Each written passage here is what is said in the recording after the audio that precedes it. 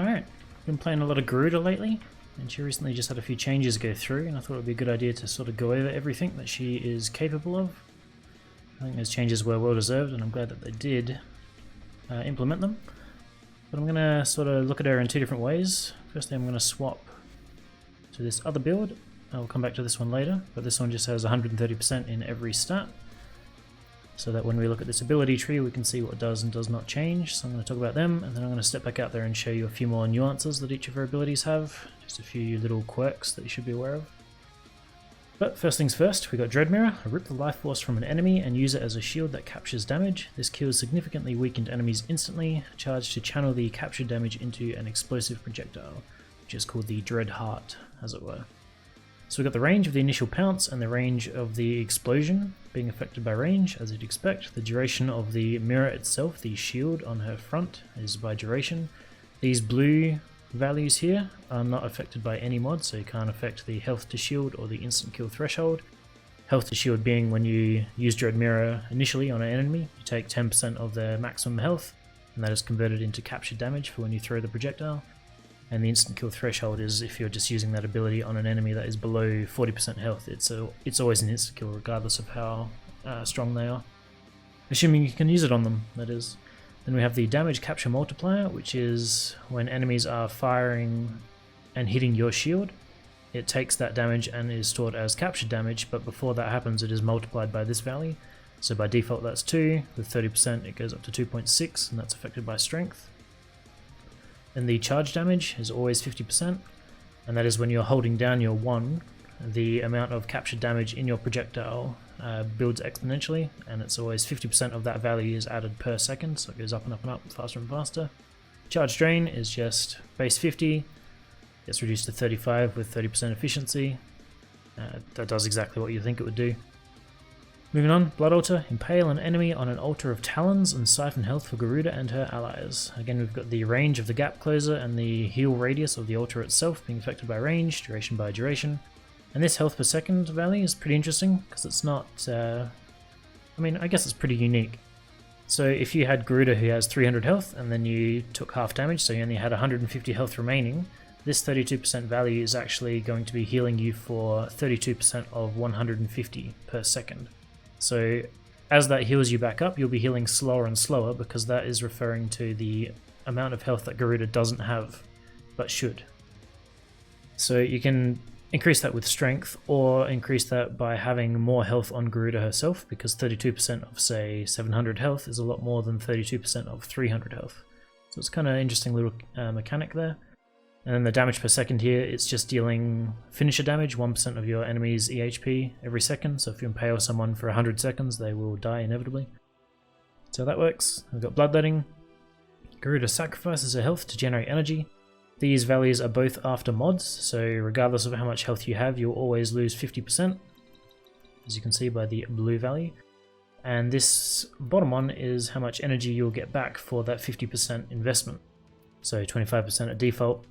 And this is affected by efficiency, so if you have 175% efficiency, which is the cap for non-channeling abilities, that'll go up to 100% and you can fill up your entire energy bar in one cast, which actually feels really nice, but doing so you obviously got to tank duration a little bit, so I haven't gone for that. But yeah, that's after mods, so if you have Primed Flow equipped and you use that, you'll be getting 200 energy, say. I wouldn't take those numbers as measured values, that's just an estimate.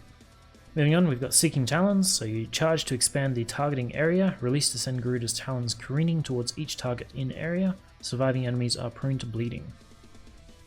So this damage value here is affected by strength, but the only thing that actually refers to is the initial slash procs that this ability deals. And it's a little bit misleading, and then it says towards each target in area, because while you can mark every enemy within your reticle, it will only send out slash procs to 8 of them at maximum. So a little bit odd.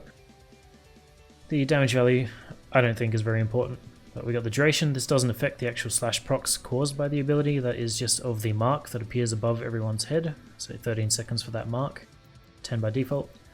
And then this bleed chance is also affected by strength, up to a max of 200% strength. We'll take this all the way up to 100%.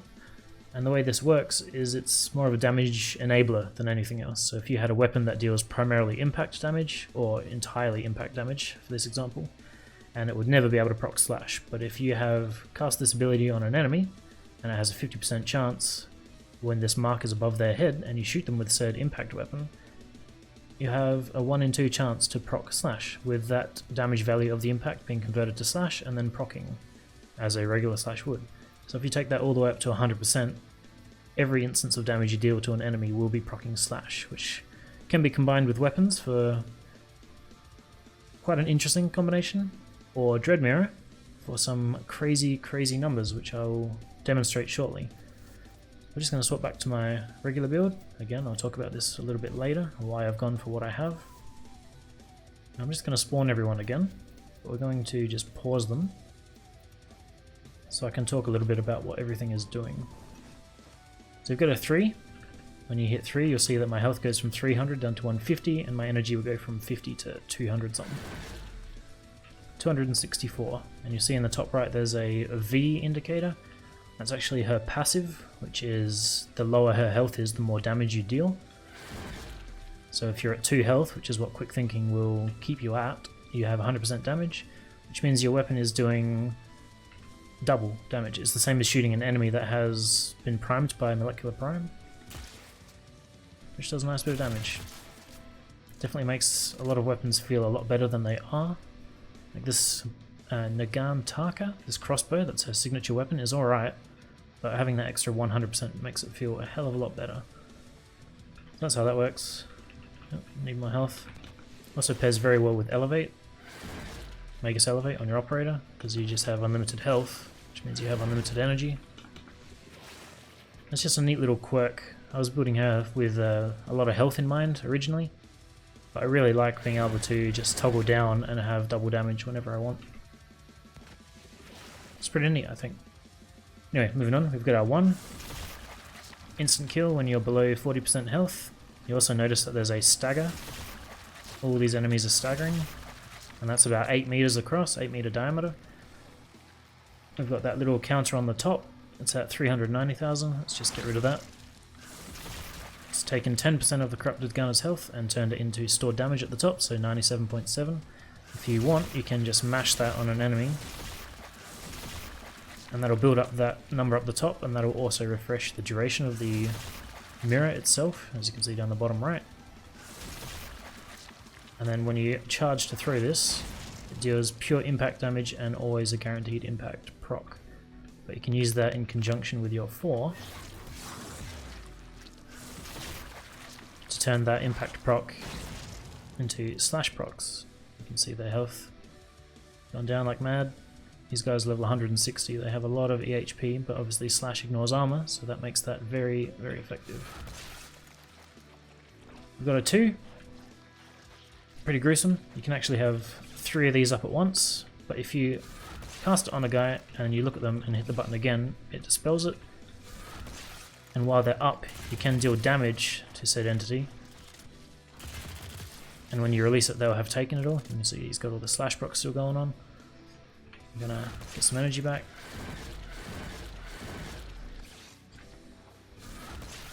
Nice gap closer. 3 of those at once. All of these rings stack, so you'll be healing a lot faster when you're within multiple rings than if you only had 1. And you notice that when I actually cast that, all the enemies around still stagger. So it's the same 8 meter radius as the other ability, I believe. You can only have 3 up at once, so if I use it on this guy, the original one is released. So that works pretty simple. And probably my favourite thing about Dread Mirror that I didn't mention is when you touch an enemy, they get staggered. Tiny baby stagger. You can see the number at the top is increasing a little bit by the damage dealt. But if you roll through them, they get ragdolled. Ooh, wrong way.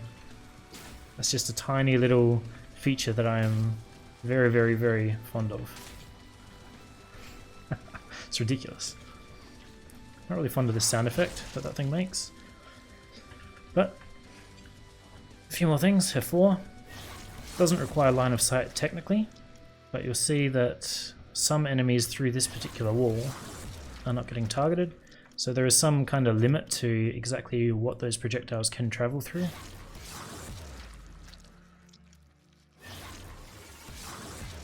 You'll see these slash procs here are still hitting these enemies over there.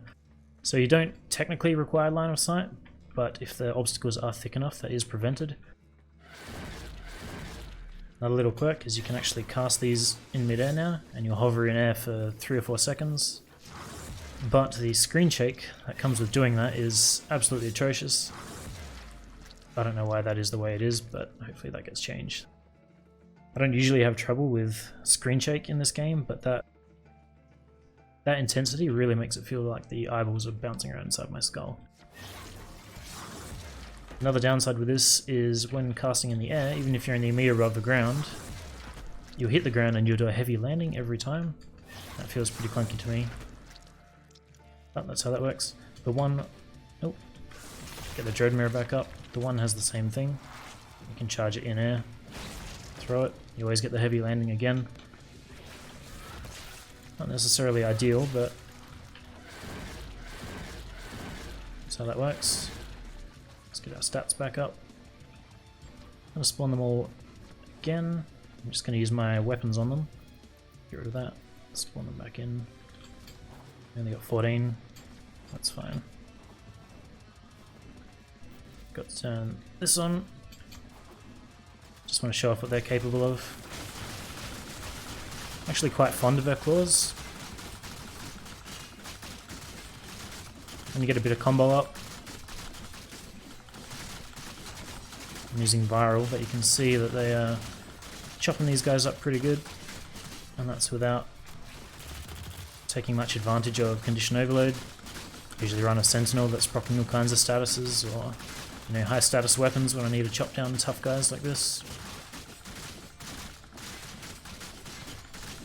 Can increase that further. We're getting rid of all of our health. So it just doubles the initial damage that they deal. Can also proc them all with slash. Put the mark on them so they take extra slash procs. So that fourth ability is really a very powerful damage enabler. Just increases the damage that every weapon that you have in your arsenal can deal, which is a big deal when you think about how powerful some of our equipment is.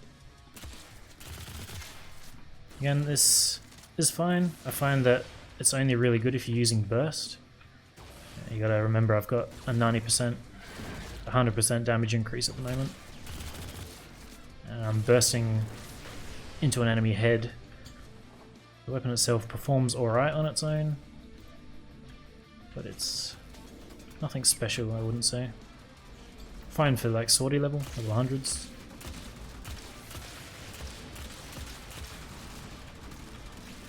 Yeah, there's still some pretty solid slash procs on there. But the whole time I was leveling it, I found myself just using the burst fire, in Fortuna and stuff.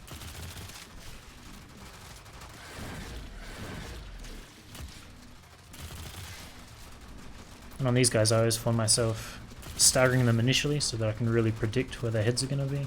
Because when you're just doing body shots, it's not particularly impressive.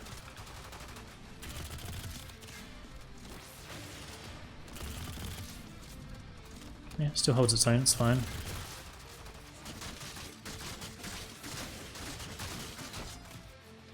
Alright, I'm gonna kill them. I'm gonna go over the builds. Get rid of these guys.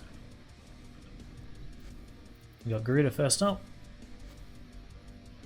As you can tell by the 8 former, I've gone through quite a few different builds on her, trying to work out exactly what I want. I ended up selling for quick thinking because I wanted to utilize her passive, so we got Prime Flow to maximize the efficiency of that. There you go, because we needed to get to 200% power strength, so we got Umbral Intensify on there, and Umbral Fiber, so we got a whole bunch of armor on top of our strength. A bit more strength at the cost of duration. A bit of streamline, a bit of efficiency, because that makes F3 just feel a lot better, and just having everything cost less is always nice. Natural Talent didn't used to affect much, it only affected the charge of her 1 and her 4, but that was changed, and now it affects the casting speed of her 1, her 2, her 3, and the charge of her 1 and her 4. So it affects basically everything, and that feels really awesome to have. Having that on there really makes me feel like I'm playing Bayonetta. Like you got that really fast-paced action, and you're using all of her abilities all the time, and she's got this, really kind of demon hunter aesthetic going on with all the blood and gore and blades everywhere. I don't know, I really like her theme, and that just makes it makes her theme feel stronger, which makes me enjoy her more. So that's why I got that. Duration, I'd love to have more, but I can't really fit it in when I'm trying to keep all the other stats as high as they are. And then I've just slotted in Handspring at the top, because she isn't really vulnerable. Like, she has just over 6,000 EHP with Quick Thinking and Primed Flow, and her armor value, which does affect Quick Thinking. Not including Guardian. When you include Guardian, it's just over 13,000. So the EHP is there. It's not like crazy tanky, but she's got her first ability as well for the invulnerability from one direction, on top of her constant health and energy regeneration. Like, she's very difficult to kill, very survivable when you're using her entire kit properly. So that's kind of the build I've settled on. There's another one that I was kind of going for. I wanted more duration at the cost of efficiency, but again, that efficiency just make me enjoy her more. But swapping that also gives you the full Handspring, so yeah. Pros and cons. As a bit of a kind of idea of EHP, when I had all three Umbrals on, she has 4,400 as opposed to the 6,100 that I have now, and with the two Guardian procs she has 8,400 as opposed to the 13,100 she has with Quick Thinking. So you can get a lot more with Quick Thinking, but that means you have the stagger that you have to deal with. And I think she's only one of two frames that I actually have Quick Thinking equipped on that don't have innate invisibility. It's kind of just personal preference, which way you go. Got the Nagantaka, this automatic crossbow. That's the build I've gone with. I got Argon Scope on there just because I like having a bit more consistency in the crits, but you could just go with another, more corrosive weight, 90s for corrosive, infected clip. Whatever else you want, but that's the one I've settled on. Feels the best to use in my opinion.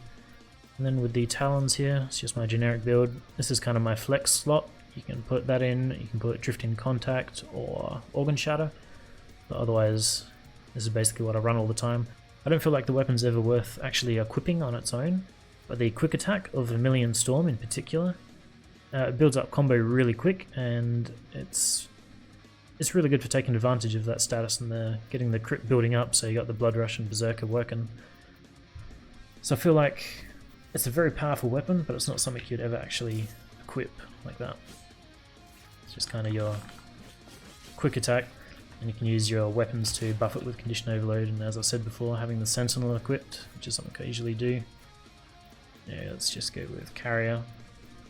This Prisma Burst Laser has crazy status procs. 73% with a Riven, but that's not status on there. The idea is all these extra procs, Radiation and Cold, or Blast and Electricity are the two that I usually use. Just buff all melee by a crazy amount. But I find that anytime I'm playing her, which currently is almost all the time, I don't bother equipping a melee weapon because these claws really just sort of fill that gap. They do a really good job. And again, you got that aesthetic going on. I really like using all of the frames kit, and I think that's pretty cool. Anyway, I've blabbered on for long enough. I think I've covered everything. If I haven't, I'm sure it'll be corrected in the comments below, or I'll pin something if necessary. But yeah, I'll see you later.